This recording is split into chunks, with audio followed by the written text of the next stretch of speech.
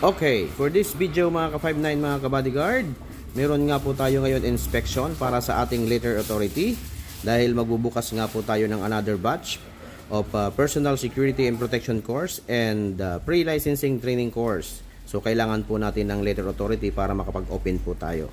Kaya meron po tayo ngayon inspection. Yan, dito nga po ang ating inspection team from PNP SOSHA Security Training Management Division, ang ating regulating body. Yan po si Captain Benito, ang head ng inspection team. Ang una niyang in-inspect ang ating classroom and then papunta po siya doon sa ating mga equipments. Ginaguide po ng ating admin si Ma'am Shane and ang ating training officer si Ma'am Sheila. Yan. So, ayan po si Captain Benito. Tinetest po ang ating CPR manikin. Yan. Sa lahat nga po ng nagnanais na maging isang lehitimong security guard and lehitimong bodyguard, open po ang ating registration and enrollment. Pwede po online and pwede pong walk-in. Ang ating opisina ay nasa 33A Main Avenue, Barangay Socorro, Quezon City.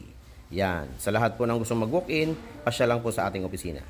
So, ayan na po si Ma'am Sheila. Nagpipresent po ng ating MBPS. No, kailangan po 'yan sa ating letter authority. Yan. So pinesent na po ni Ma'am Sheila ang ating MBPS and then okay naman siya. Pasok naman sa requirements ng PNP SOSHA.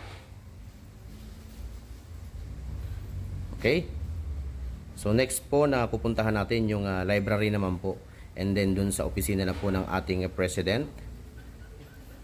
Tara mga ka-59 mga ka-bodyguard, pasyal po tayo doon sa ating president's office. Ayan na po si ma'am. Papasok doon sa ating opisina. Yan. Siyempre kasama po natin dito sa ating opisina ang ating president, si Boss Dave. Yan. Sine-check na po nila ang ating mga documents and then yung mga